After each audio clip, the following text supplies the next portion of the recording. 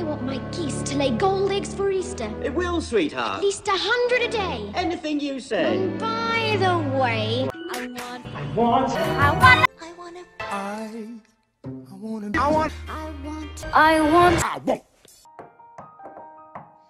Do you wanna? Okay, bye. היי, עומר שחי כאן, ולפני כמה ימים ראיתי פעם שנייה בילי אליוט. בגלל שחזרתי כל כך מתלהב, אני חושב שכדאי לעשות את הסרטון. סרטון לא פוליטי. אז מי שמכיר אותי, בטח יודע שהמחזמר האהוב עליי זה בילי אליוט. אבל מי ששמע אותי באמת חופר, יודע שמבחינה עלילתית זה לא המחזמר שאני הכי מעריך. אני יותר אוהב יצירות שהן נושכות ובועטות, ובגלל זה המקום השני ברשימה שלי זה הטרס. אחד המחזות זמר הכי נושכים ובועטים אי פעם. אבל בגלל שהסרט גרם לי לחשוב על הזהות שלי הרבה לפני שיצאתי מהארון, ושהמחזמר היה המחזמר הקווירי הראשון שראיתי, זה נשאר לי בלב. אבל אני טיפה קשה על בילי. זה לא שזה מחזמר שטחי לגמרי. זה גם לא שהוא לא עושה משהו מעניין וחדש. האמת שמשתמש בצורה מאוד מעניינת באחד הכלים הכי בסיסיים של כל מחזמר, ועל זה אני רוצה לדבר היום. אז בואו נדבר על בילי אליוט ו-I Want Songs. I want to feed. לא, די!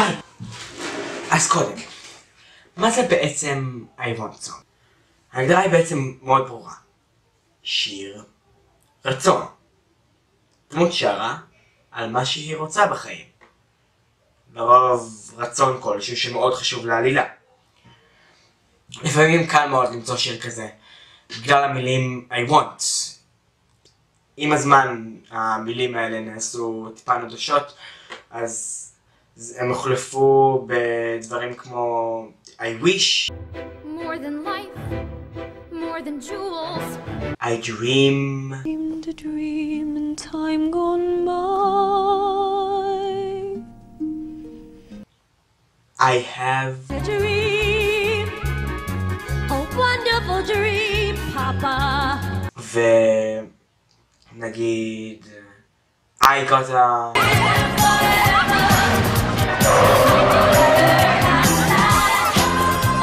דברים כאלה.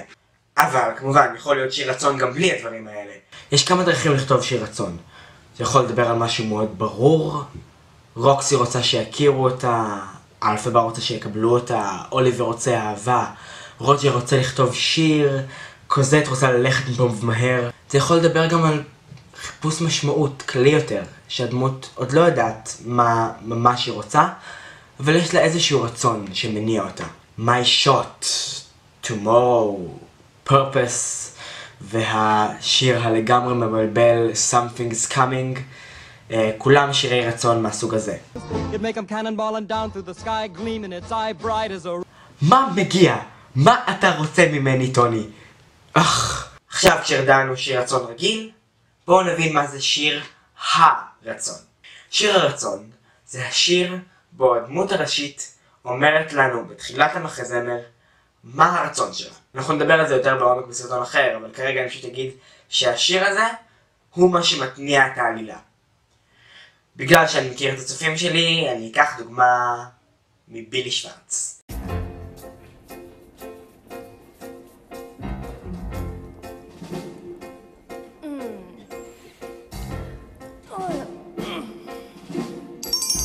רומן אבנר והשמאל, משרד רואי חשבון, שלום מדברת בילי, במה אוכל לעזור?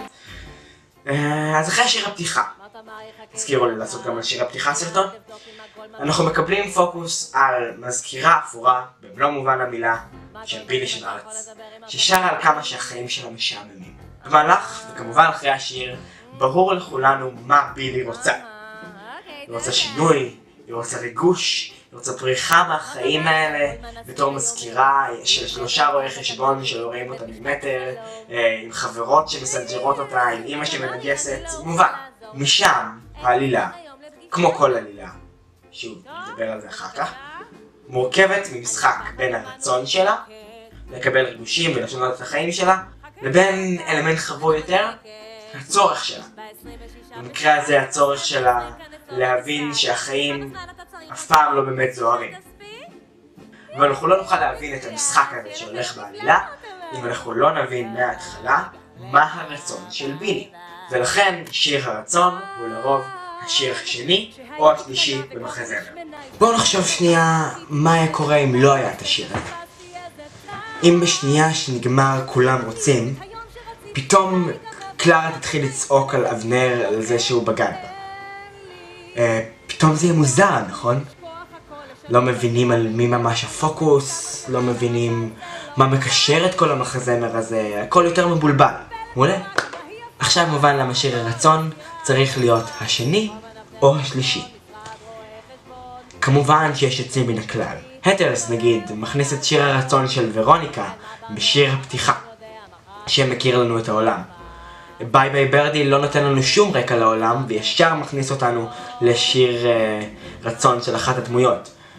אל תוך היער לוקח צעד יותר דרסטי ומתחיל בשיר פתיחה ארוך כמו הגלות שבו כל דמות אומרת בדיוק מה היא רוצה.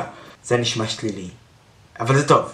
תראו אל תוך היער, זה טוב, זה לגמרי מחמאה.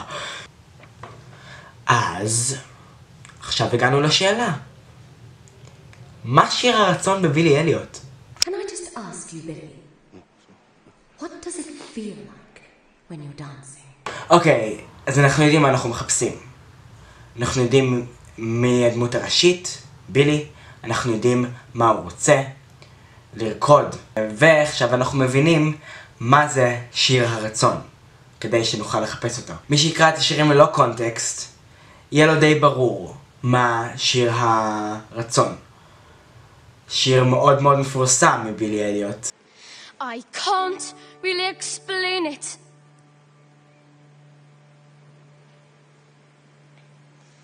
I haven't got the words. It's a feeling that you can't control. וזה הגיוני. השיר כתוב בצורה דומה מאוד לכל שיר רצון אחר. ובילי שר אותו לקהל ומסביר לו למה הוא רוצה לרקוד ומה זה עושה לו. זה ממש שיר רצון עוד מאוד ברור. הבעיה היא שהוא נמצא באמצע המערכה השנייה.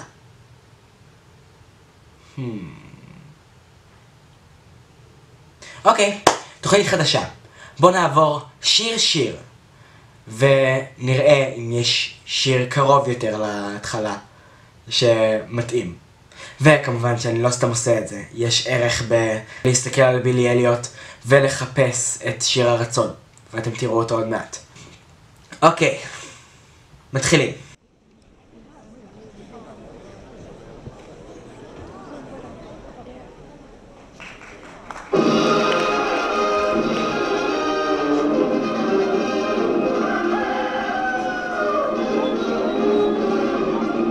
השיר הראשון שלנו זה The Stars Look Down, או בעברית, לא נצעד לבד. הקוראים מתחילים לדבר על השביתה שלהם, אנחנו לא ממש רואים אנשים ספציפיים, ורואים יותר את ה-community, רואים יותר את החברה.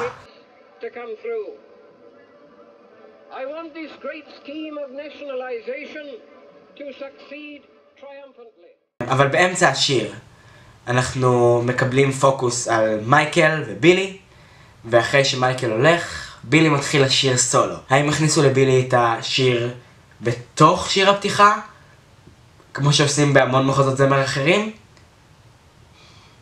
בוא נראה. אז מה בילי אומר בסולו הזה? אם תקשיבו למילים, אתם תראו שהוא לא אומר מילה אחת על ריקוד. באותו הזמן בעלילה, בילי לא יודע שהוא רוצה לרקוד. אז כמובן שהוא לא יגיד על זה כלום. אבל גם הדבר הכללי שהוא אומר, אפשר להבין בדיוק למה הוא קשור, והוא לא קשור לבילי. בילי מדבר על השביתה. בילי מדבר על שהוא מקווה שהשביתה תצליח, כולנו נצעד בגאון. זה לא הרצון שמוביל אותו לכל שאר העלילה. אז כן, מה שהוא עושה בזמן שהוא שר את השיר הזה זה די לרקוד, והילד הקטן שקוראים לו ילד קטן רואה את זה ואומר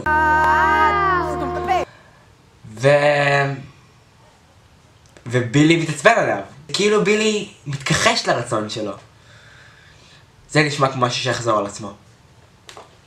אוקיי, שיר הבא, שיין, או בעברית לזהור. המקום הזה של השיר השני הוא מקום מעולה לשיר רצון, וזה כן מדבר על הרצון לרקוד, יותר נכון על הרצון לזהור ולהצליח בריקוד ולעשות את ההופעה. לא ממש מה שבילי רוצה, אבל קרוב. אבל בילי לא שר את השיר הזה, גברת ווילקינסון שרה את השיר הזה. בילי מאוד מפריע בשיר הזה, אם אתם חושבים. הוא לא רוצה לרקוד, למרות שהיא אומרת לו מה כבר יש לו להפסיד, והוא לא רוצה. הוא מאוד מבועט מכל הבנות שעושות את הריקודים, והוא כל הזמן מזכיר לווילקינסון שדי, הוא צריך להביא לה את המפתחות וללכת. זה לא נראה כמו שיר רצון ממש. אבל שיר הרצון יכול להיות השיר השלישי, אז בואו נראה מה השיר השלישי. אוקיי, שיר שלישי, גרמה סונג, השיר של סבתא.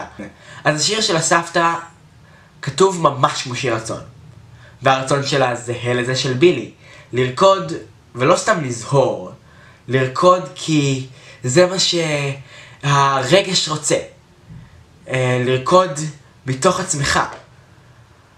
אבל אם זה השיר של בילי, למה הוא לא שר את השיר? בילי כן שואל את השאלה שמתחילה את השיר, והוא כן יושב ומקשיב, אבל לא עושה יותר מזה. וזה די מוזר. זה מאוד מוזר שהשיר שמראה את הרצון של בילי, בילי לא ישיר אותו. בגלל זה אני חושב שזה עוד לא שיר הרצון. צריך לחכות שנייה. צריך לחכות הרבה.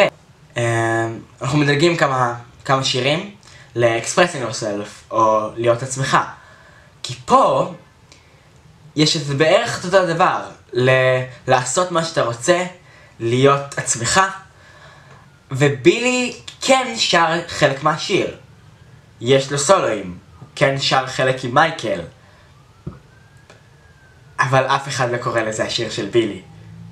Expressing Yourself זה השיר של מייקל, מה גם להיות עצמך באותו הרגע זה ללבוש סמלה ולאו דווקא לרקוד.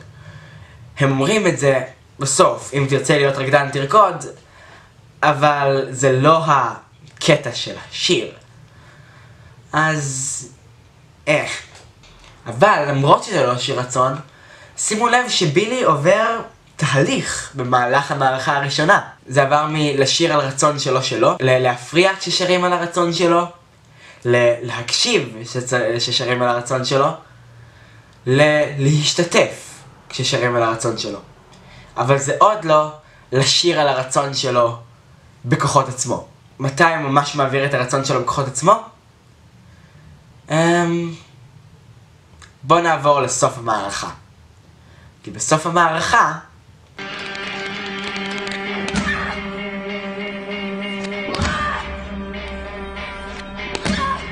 יש את Angry Dance, ריקוד הזעם, שזה הכי קרוב שהיה לשיר הרצון של בילי. פה בילי אליוט, אחרי שמנעו ממנו ללכת לאודישן, בסצנה מאוד מאוד יפה, משחרר את הזעם שלו ומראה כמה הוא באמת רוצה לרקוד, כמה הוא באמת רצה ללכת לאודישן הזה. אבל הוא לא אומר מילה אחת, אלא אם כן מחשיבים פאקינג הל ודברים כאלה. אנחנו עכשיו יודעים מה הוא רוצה ב100%, אבל הרגע שבכל שיר אני רוצה, הקטע בו הדמות מודה לקהל שהיא באמת רוצה את הדבר הזה, זה לא קיים פה. בילי פשוט כועס. אנחנו מבינים, אבל בילי, אני לא יודע אם הוא עוד ממש מבין. בואו נדלג. מערכה שנייה, מפצח האגוזים. בילי, אחרי שהוא לא רקד הרבה זמן, ואחרי שהוא אמר למייקל שהוא לא הולך לעשות את זה יותר, מוצא את עצמו בחדר ריק ומתחיל לרקוד. ומאחוריו רוקד בילי הגדול יותר. דרך מאוד מאוד יפה להראות שבילי כן חולם להיות רקדן. כשהוא אמר בסוף המערכה הראשונה שהוא לא רוצה ילדות, הוא רוצה להיות רקדן בלט, הוא התכוון לזה. ושהוא עדיין מתכוון לזה עכשיו. האם זה באמת להודות שהוא רוצה לרקוד? אני לא יודע. הוא מדמיין לעצמו.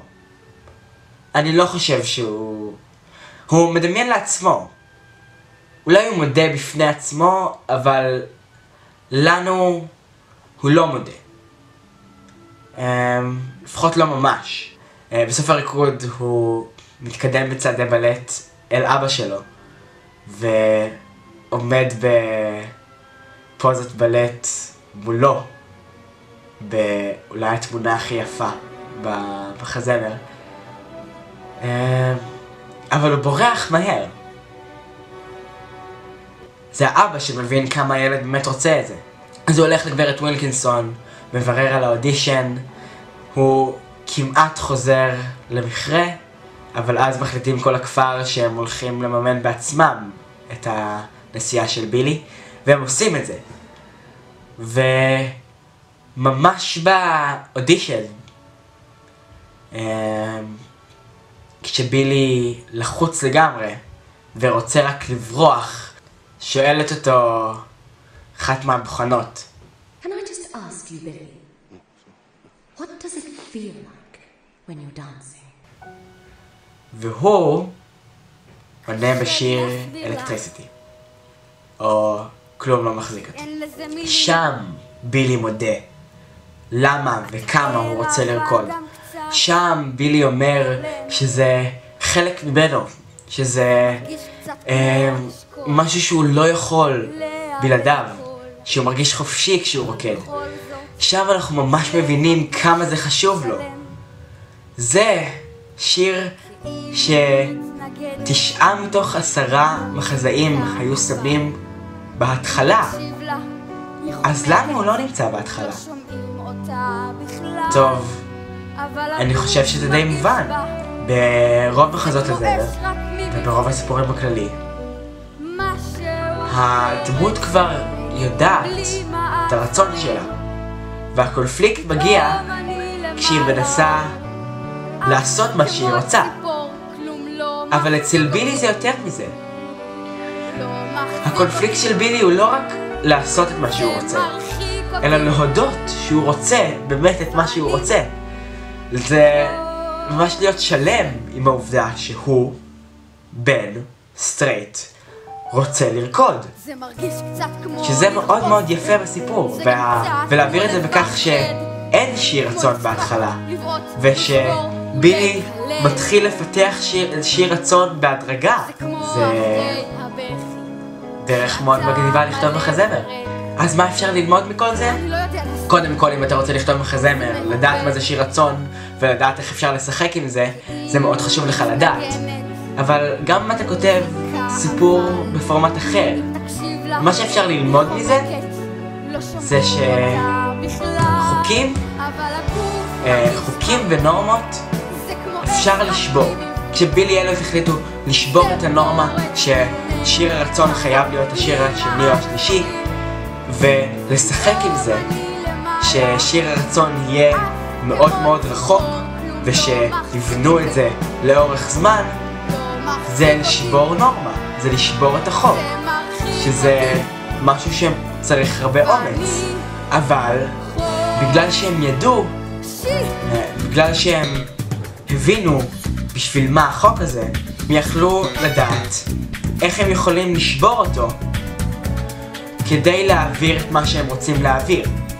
בגלל זה החוק הכי חשוב לדעתי בכתיבה זה לדעת את החוקים כדי שתוכל לשבור אותם. ואני אדבר על זה הרבה יותר בסרטון הבא, שאני אדבר על מהלך עלילה של סיפור ותבנית 3 המערכות. מקווה שנהנתם, ונתראה.